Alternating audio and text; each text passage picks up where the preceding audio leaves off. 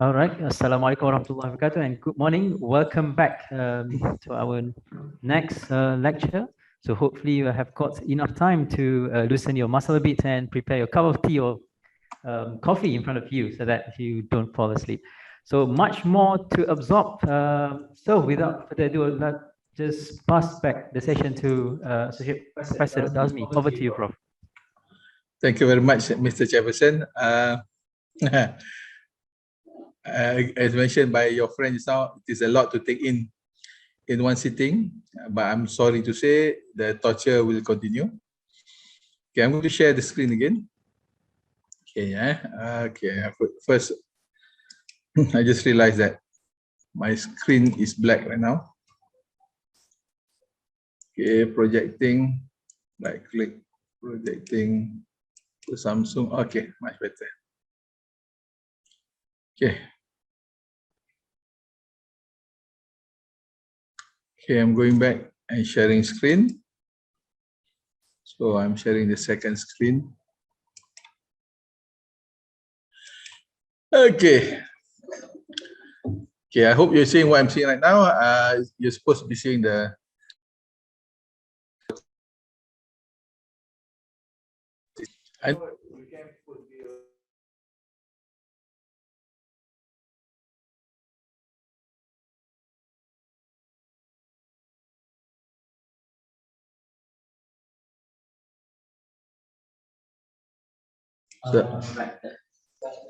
okay. Okay, thank you. So very sorry. I keep jumping in and out of Zoom, just like quantum leap. All right. So right now we are. Okay. I'm going to share again.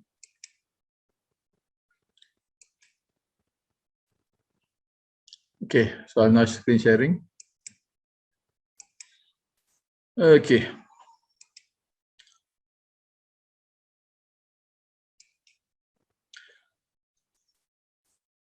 What we're going to cover, you're going to cover about hypothesis testing. Okay. Some of the slides here are already covered before, so I'm going to skip. Okay. All right. So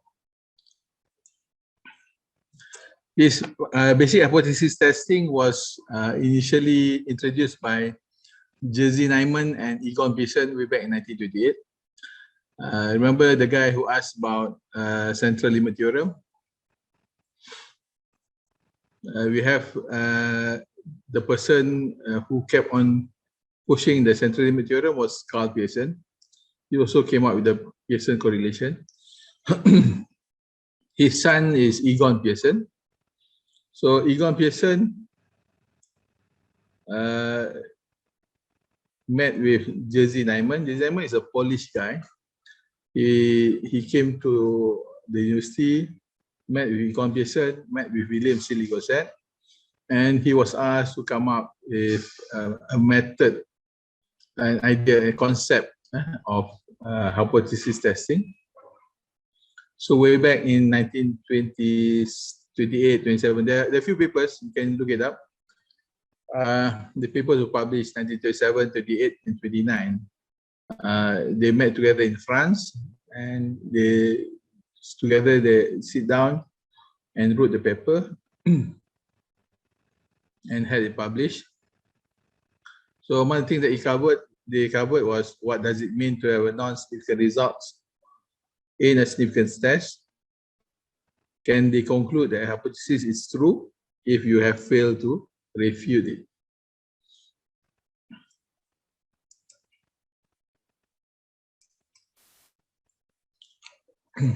The basic concept is like this. You are trying to prove something.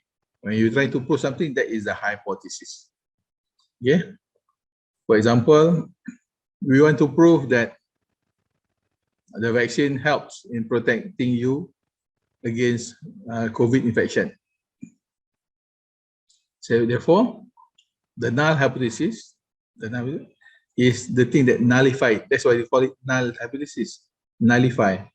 So therefore, the null hypothesis is there is no effect of the vaccine on the prevention of COVID-19. So that is null hypothesis. But what we're trying to prove is the hypothesis that the vaccine protects against COVID infection. So take note, when we have the hypothesis to test, the thing that we are testing is not the hypothesis. We are testing the null hypothesis. That is the straw man. Okay, for example, let's say something simple. Okay, you are testing two different drugs. The example I gave earlier, just for fun, was perindopril and bisoprolol. Okay, you're trying to compare which one is better at controlling high blood pressure. Doctor, why use perindopril and bisoprolol? Because last time I used Viagra and Cialis, I got complaint. Okay, so I'm going to use perindopril and bisoprolol. So when you're testing, you come up with a null hypothesis. Null hypothesis says bisoprolol is as good as perindopril. Okay. However, if that is true, then the study will have never been run. Okay. So the null hypothesis is that the two treatments are the same is the straw man. The thing that is supposed to be knocked down by the results of your study. Okay. So this is a slide that we covered earlier. I'm going to go quite fast. So in this slide was the drug versus placebo. You expect the drug is really effective after 5 years of the recurrence of the cancer. It should be lower among treatment group compared to the placebo group. So we already covered this earlier in the example of sample size. So I'm not going to look in detail. So basically, when you saw this one, all these things shows that the difference is not significant until the sample size become large enough. Okay, but we're not looking at the sample size now. We are looking at the term null hypothesis. Okay, if the treatment has a significant effect on the outcome, then the null hypothesis is rejected. Okay, you have proven that there is a significant difference of the treatment has a significant effect on the outcome. Okay, that is the concept of knocking out the straw man. Okay, so let's take the example of drug A versus drug B. Okay, let's take the example of drug A versus drug B. So when you're trying to conduct a study, you're trying to do a test. You're trying to do the test. Okay. Somehow my toolbar hilang. Nothing much I can do about that. Okay. Okay, so when to conduct a study, you have to make inference from the data collected. For example, drug A is better than drug B in treating the disease D. Okay.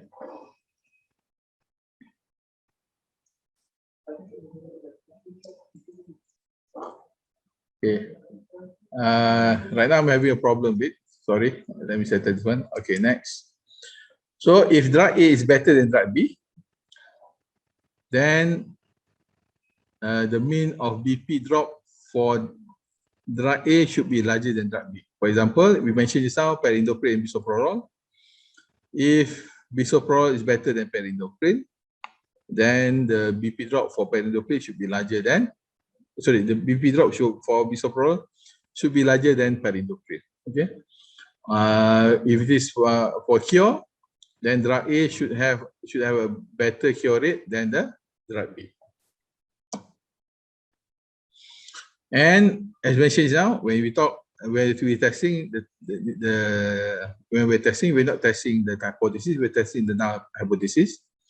So we nullify the hypothesis. So to nullify the hypothesis, instead of saying that there is a difference, we say there is no difference of effectiveness between drug A and drug B in treating the disease D. null hypothesis is assumed true unless the data indicate otherwise. Your experiment is trying to reject the null hypothesis, which is the straw man. Okay, so it's either reject or not reject. Okay, the null hypothesis. Okay, so for example, not all you want to prove a hypothesis, all swans are white. You want to prove the hypothesis, all swans are white. However, if you find one black swan, it is enough to reject. So therefore, you come up with the null hypothesis, not all swans are white. Okay.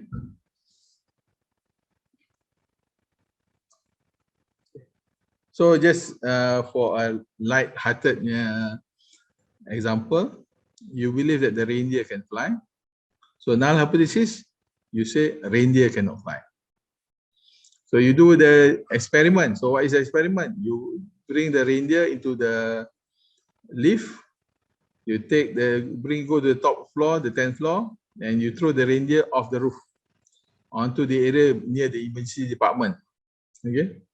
Upon implementation, all the reindeer go flat on the ground. Okay. Therefore, the null hypothesis is not rejected. Why it is not rejected? Because they all died. They did not fly. This does not prove the reindeer cannot fly, but you have shown that from this truth, on this day, under these weather conditions, this particular reindeer either could not or chose not to fly. Okay, so it is possible in principle to reject the null hypothesis by exhibiting a flying reindeer. Okay, we talk about p-value. What is meant by p-value? Okay, what is meant by p-value? Okay, so we do inferential statistics. We do chi-square, we do t-test. We want to see whether there is a difference, there's a significant difference of effectiveness between drug A and drug B. If there is a significant difference, and when we say significant, we say the p-value is less than 0.05. Then the null hypothesis will be rejected. Otherwise, if there is no significant difference, the p-value is larger than 0.05, then the null hypothesis would not be rejected. So to decide to reject or not to reject the null hypothesis is either set at 0.05 or 0.01. In the example I shown you above, we set it at 0.05. What is meant by the 0.05?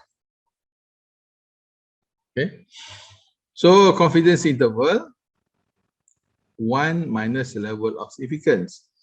So when we say we want to be 95% confident that the difference that you detect is due to real difference, not due to chance, then your level of significance is 0.05. Why? 1 minus level of significance. So if your confidence level interval is 95%, then it is 1 minus 0.05. Okay, for the level of significance. Okay, if you want to be 99% confident that the difference that you detect is due to real difference, not due to chance, then you set cutoff point you at a level of significance at 0.01. So there's a keyword, yeah? There's a keyword. When we say the level of significance is 0.05, we are 95% sure that the difference we detect between drug A and drug B is due to real difference, not due to chance. Bukan terjadi secara kebetulan saja. Okay. So because we want to set at 95% and the chance of error could be higher or lower. It could be better or could be worse. Okay. So that's why it is the cutoff point is for the two-tailed test. So for the two-tailed test, it is 1.96. Okay, 1.96. Why? They want to give you 0.025 at one end and 0.025 at the other end. We give you a total of 0.05%. Okay, so remember, when we talk about the p-value, we are talking about the probability of the difference that you detect is due to a chance, okay, or is it real difference? So if you see p-value less than 0.05, then you are 95% sure that the difference that you detect is due to real difference. And how confident you are? You are 95% confident that the difference that you detect is due to real difference, not due to chance. Okay. Why 95%? Historically, they believe it is due to a paper written by R.A. Fisher. R.A. Fisher wrote, it is a common practice to judge a result significant if it is of such magnitude that it will be produced by chance not more frequently than once in 20 trials. 1 over 20, if you check, it is 0.05. Okay. So therefore, if p-value is less than 0.05, then the probability of the effect detected were due to chance is less than 5%. We will be 95% confident that the effect detected is due to real effect, not due to chance. Okay. If you get a p-value less than 0.001, then the probability of the effect detected were due to chance is less than 1 per 1,000 trials. Okay. That is the concept of the p-value. Okay, this one already covered by Professor Naina, type 1, type 2 error. Okay, so I don't think I have to go through in detail. Okay. So as mentioned just now, what is the reality? What did you conclude based on your test? If the reality says that the treatments are not different, pyrrolidopyr and bisoprolol, same effect, and you tested, you concluded that the treatments are not different, then you came up with the correct decision. Okay, but if it is not different, but yet you find that you conclude that the treatments are different, bisoprolol is better than pyrrolidopyr, then it is a type 1 error called alpha error. Alpha error tends to happen when you choose the wrong cutoff point. Okay, next, the reality, the treatment are different. Example, the placebo and the chemotherapy, the one I showed you earlier, 50% difference of effectiveness. Okay, yet when you do the study, you started with only 8 samples and you get no significant difference of effect between chemotherapy and placebo. And that one we call it as a type 2 error or beta error. Okay.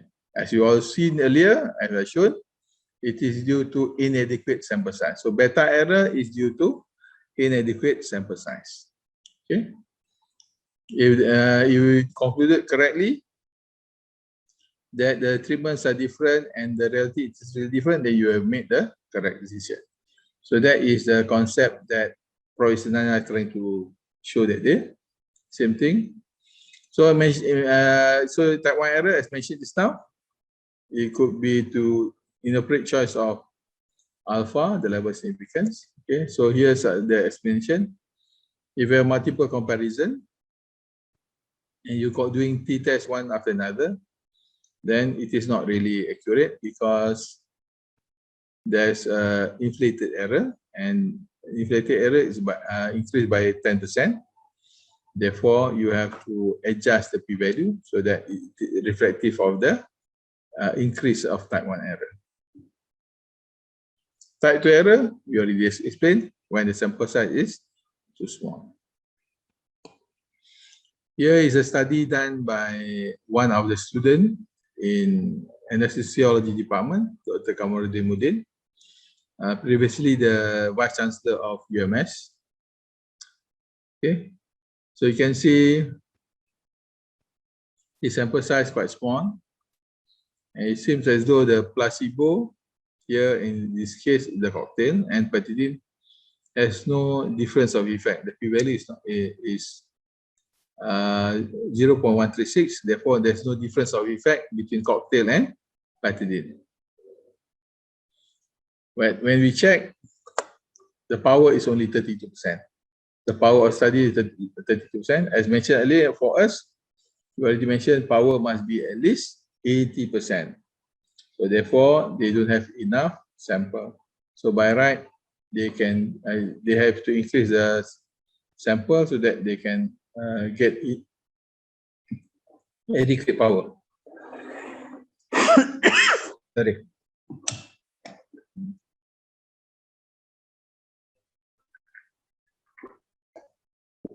Bukan COVID Kalau COVID lari semua. So how to test? There are various tests we already mentioned this now. We got parametric test, we got non-parametric test, we got t-test, one-way ANOVA, Wilcoxon rank sum test, Professor Wallace test for the non-parametric test. We already covered that earlier. Okay, we already shown you the slide. Okay, about all the different tests for quantitative tests, for parametric and non-parametric. Okay, we already covered this earlier. No need for me to repeat. Okay, for the qualitative data, okay, I know we had qualitative analysis. Qualitative analysis is different than qualitative data. Okay, qualitative data, you got chi-square, you got proportionate test, you got Yates correction, you got Fisher-Zach test, you got maxima. Okay, that one we cover afterwards. Okay. So in summary, you have the hypothesis. Once you have the hypothesis, you have to come up with the experiment to prove or disprove your hypothesis. The thing that you're going to test is the null hypothesis, not the hypothesis itself. We have many statistical tests that you can use to test whether there's a significant difference between the treatment group and the control group. And you want to be at least 95% sure that the difference that you detect is due to real difference, not due to chance. Okay, and with that, I finished the first part of the lecture. Why so fast? Because the next one will be very, very long. And with that, thank you very much. All right. I'm going to stop sharing now. Bang, tolong stop sharing. Aku tak boleh tengok. Okay, thank you so much to Associate Professor Dr. Azmi. If you've got any questions, just post it in the Q&A section. So while waiting for Prof. Azmi to prepare for the next lecture.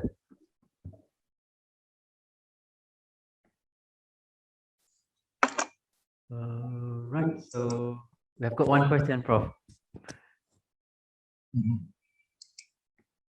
Okay, so if the thesis is regarding developments and validating a questionnaire, do we need hypothesis?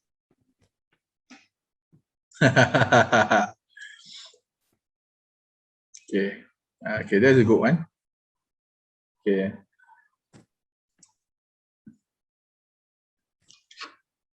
Okay, usually this is what we call a psychometry. When you are development and validating questionnaire, this is what we call a psychometry study. Psychometry means measuring something which is not measurable. Usually what you're trying to measure is what we call a latent trait. Latent trait, something that you cannot be measured by using the normal method. You cannot use a ruler and measure. So therefore you're using a questionnaire. Okay. So just for validation, you're not going to have hypothesis by right. You're not supposed to go. So you're just going to have objective only. So you're just going to say that the objective of the study is to validate this questionnaire in this population and so using what method. That's it. So you don't have a hypothesis. There are many ways of development and validating questionnaire. I know that Fardania covered some, but I got bad news for you. There are many school of thoughts in terms of validating questionnaire. One of the group that you should be aware of is a group using a rush measurement analysis to validate questionnaire, and but then we have the other group which is using the classical method. For classical method, you already heard Fardania mention. We have the EFA, exploratory factor analysis. We have the CFA, confirmatory factor analysis. For confirmatory, we got the either AMOS or PCA. Okay, there's a lot of there's a lot of discussion on that part. So the hypothesis is slightly different because when you're talking about the questionnaire, you are talking about whether the questionnaire is measuring the latent trait that you're interested in, and it is of how many dimensions. Maybe there's a single dimension. You have to test for every one of the dimensions. So therefore, for development validation questionnaire, they just have the objective, not really the hypothesis. Okay. Daniel Faiz, in vitro.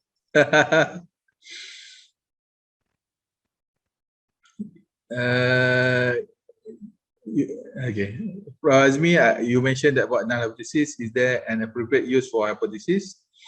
I'm doing an in vitro study of osteoconductivity and osteoinductivity of a newly developed biomaterial compared to alpha. You are doing a study, you are trying to prove the newly developed material is better or not better than the allograft. So you have an objective and you have a hypothesis, and you have to be clear inside there, not only about the hypothesis but how you're going to prove the hypothesis. You need to be clear how you're going to measure osteoconductivity and osteoinductivity. Okay, so the outcome must be clear. All right, I think sorry, Daniel, you still have to come up with hypothesis. Okay. Okay. Right, I think that's the end of our third lecture. So can we proceed to the next lecture, Prof? Or do we need to take part?